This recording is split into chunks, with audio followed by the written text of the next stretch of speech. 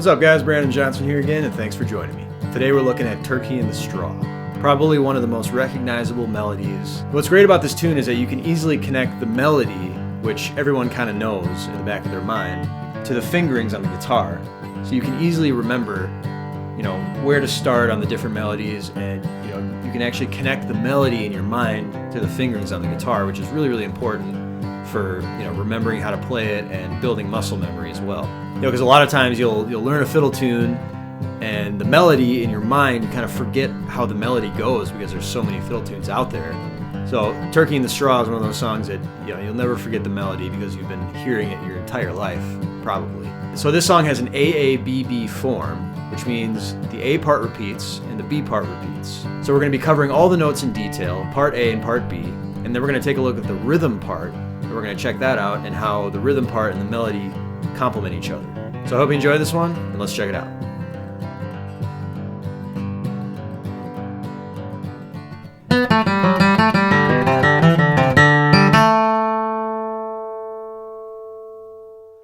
Okay, let's take a look at Turkey in the Straw. So this is one of the real classic old-time fiddle tunes and probably one of the most recognizable melodies you could possibly learn.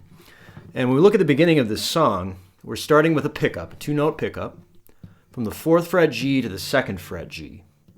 And that's going to be played on a downstroke followed by an upstroke.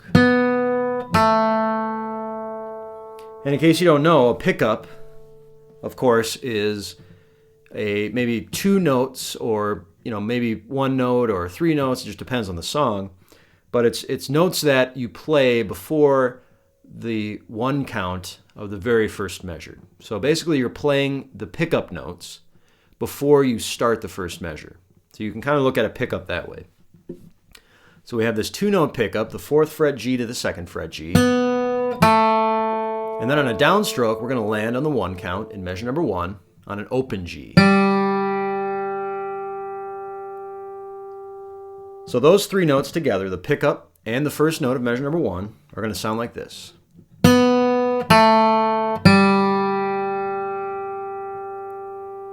And that downstroke on the open G is going to correspond with the G chord at the beginning of the song. And then from there, we're going to work on moving up to that D string. Okay, so we started off on the G string. Now we're going to move to the D string. You're going to play that 4th fret D string, and then we're going back up to the G.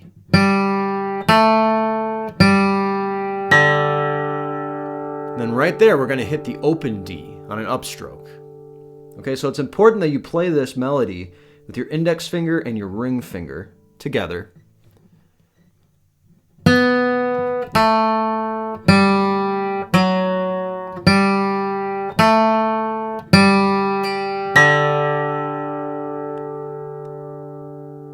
Okay, and after we play that open G and open D together, we're going to move up to the A string on the 2nd fret, and we're going to place our index finger on that 2nd fret A string on a downstroke.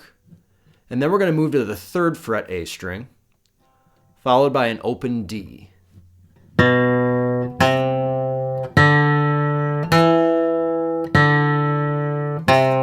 to the A string. And then we're going to hit that open D string on a downstroke. Okay, so from the beginning, with the pickup.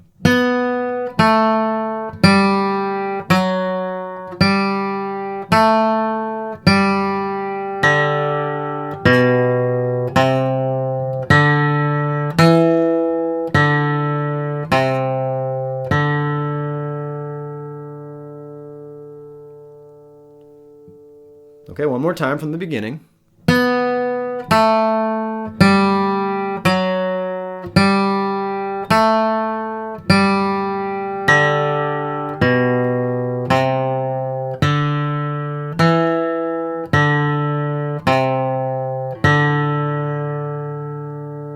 notice there, right after we play that open G to open D, to me, that's kind of the transition point into the 2nd fret A string. Okay, so there's kind of little transition points that are in the middle of this melody that I like to think of when I'm playing this melody, or any melody really. And that's actually kind of the most difficult part of this melody to me, is going from an open G on a downstroke to an open D on an upstroke. Right, so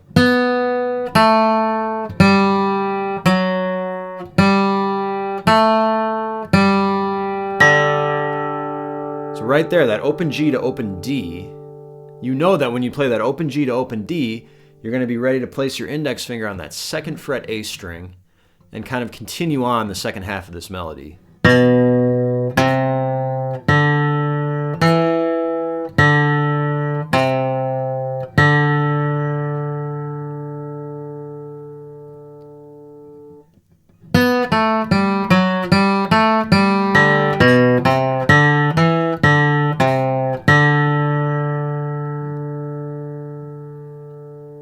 And you'll notice that this is an unbroken chain of 16th notes until we get to the very, very end.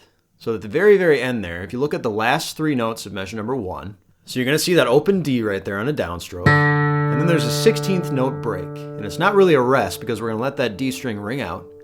And then you're going to see another 2-note pickup right there, which is an open G to 2nd fret G.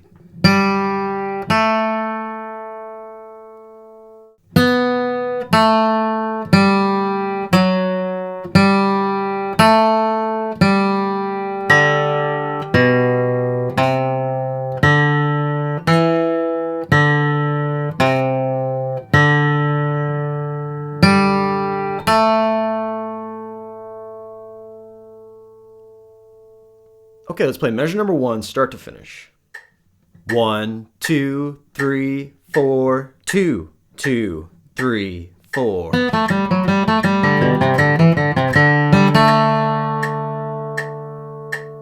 One, 2, 3, 4, 2, 2, 3, 4.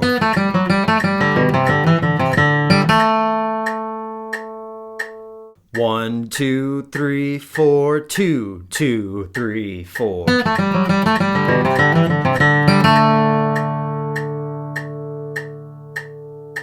Okay, and that leads us into measure number 2.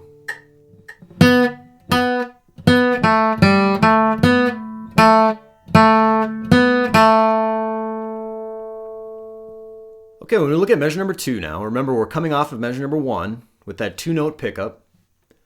And then in measure number 2, we're starting with an 8th note on a downstroke. Right, and I kind of like to play that note, that 4th fret G, with my ring finger, and I like to actually create a stop. Okay, it's not really a mute or a rest, it's actually a stop, so I'm going. And what I'm doing is I'm pressing down with my ring finger on my left hand, and then I'm letting it off quickly. So I'm stopping the vibration of the string with the tip of my finger. Okay, and we're going to play 2 8th notes in a row on the 4th fret G string. And you can either play that with 2 downstrokes, or you can play it with a downstroke and an upstroke. That's up to you. And then you'll see that 3rd 4th fret G string, and that's the beginning of a 16th note run.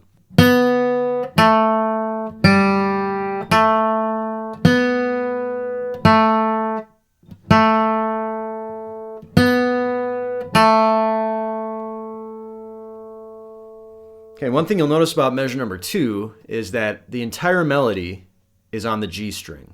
Okay, so the entire melody stays on the G, and it doesn't move to any other strings.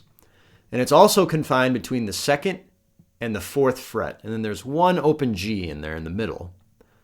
So really what this is about is it's about timing. So what you want to do is, you want to take this familiar melody and kind of hum it to yourself, right? Kind of think of the melody in your head as you're learning this, because that will help you in getting these fingerings down and getting these intervals down when you can actually, connect the melody in your head to the guitar itself. You really want to focus on creating a melody with the guitar, not just playing intervals and notes and all this kind of stuff. You want to think about it as if it's a melody. So that's really important.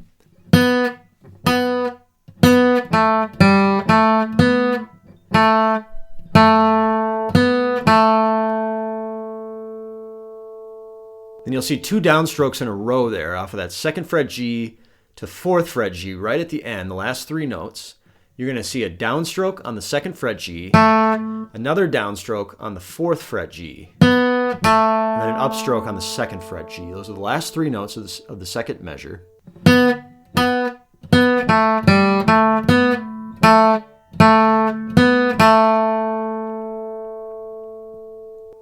Okay, let's take a look at measure number 2 now, start to finish. 1, 2, 3, 4, 2, 2, 3, 4.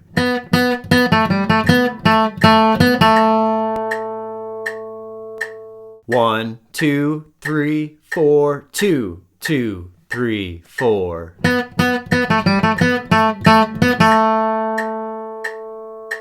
One, 2, 3, 4, 2, 2, 3, 4.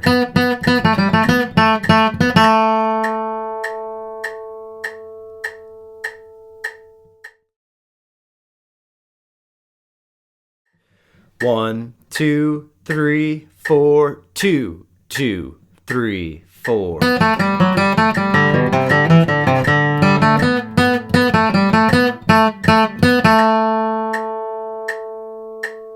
One, 2, 3, 4, 2, 2, 3, 4.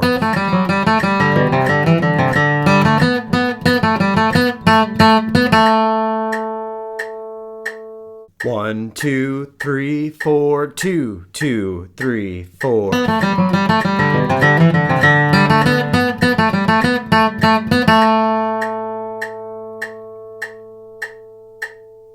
Okay, and that brings us into measure number 3.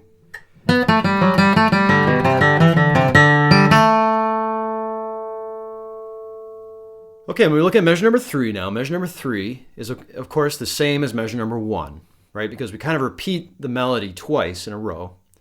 And measures 1 and measures 3 are the same, and they both have a pickup. And the difference is that the pickup going into measure number 3 is coming out of measure number 2. So we have the same 2-note pickup, the 4th fret G to 2nd fret G. And then from there, measure number 3 is identical to measure number 1.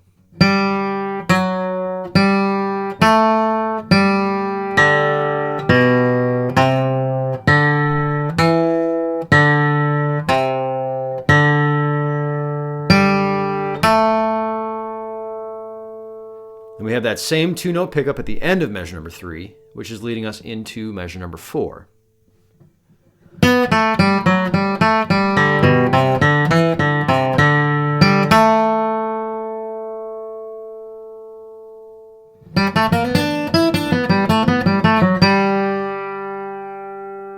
Okay, when we look at measure number 4 now, measure number 4 is interesting. Now, what's important about this is I actually want to take a look at this measure with the pickup, the open G to 2nd fret G pickup coming out of measure number 3. So we're going to start on a downstroke with that open G to 2nd fret G. And then right here, at the beginning of measure number 4, we're going to start our slide up on the downstroke. And what we want to do is focus on this open G to 2nd fret G to the slide up as kind of one motion. Okay, so you want to kind of play that really connected and kind of make it feel like one motion.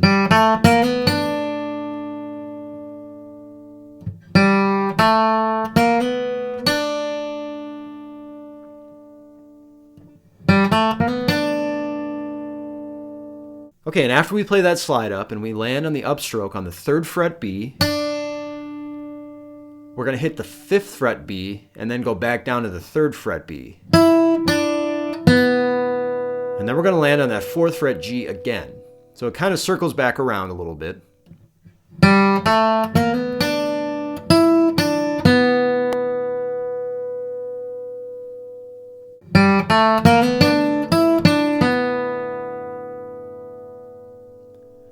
And you can kind of let that 3rd fret B ring out a little bit.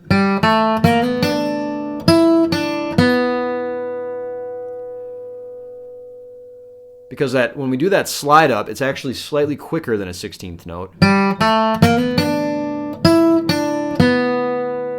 So by letting that 3rd fret B ring out a little bit, we're going to keep this melody nicely in time. So if you wanted to play it with straight 16th notes, it would sound like this. But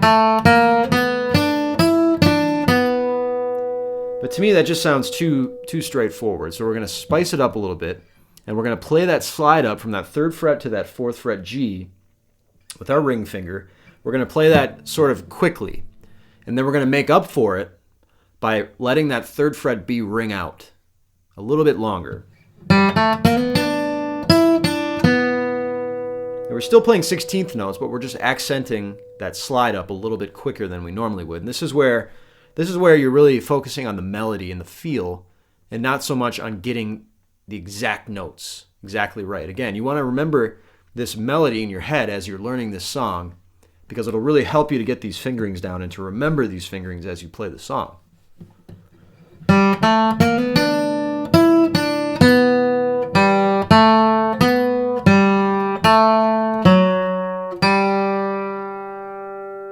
Okay, and check that out. That's a real common bluegrass turnaround right there. So we're going to play this slide up directly into that cool bluegrass turnaround right there. And that whole thing is just contained on the G string, and then there's one note on that D string at the very end.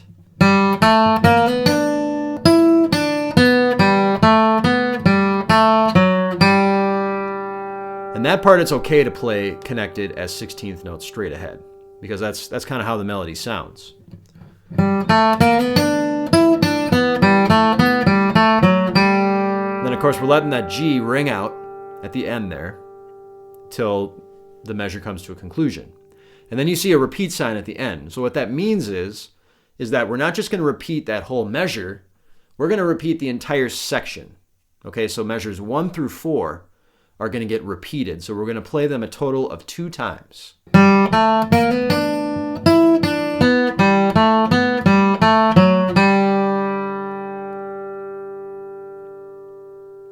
Okay, so let's play measure number 4 now, start to finish. 1, 2, 3, 4, 2, 2, 3, 4.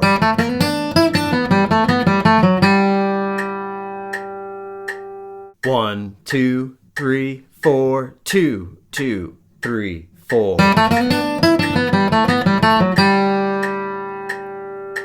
1, 2, 3, 4, 2, 2, 3, 4.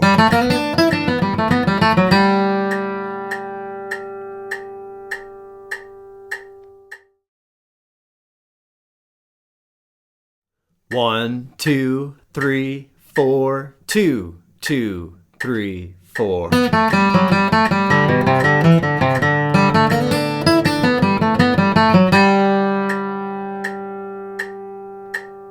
1, 2, 3, 4, 2, 2, 3, 4.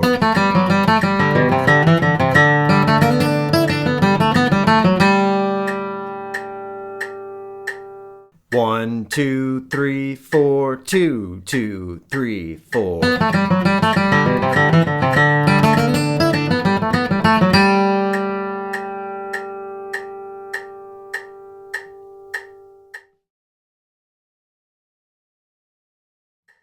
1, 2, 3, 4, 2, 2, 3, 4.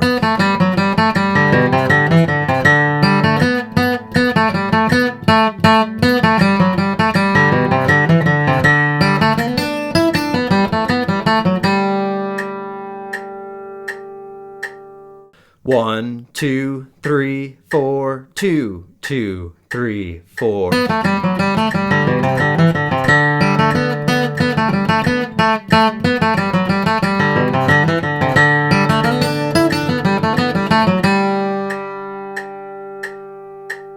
1, 2, 3, 4, 2, 2, 3, 4.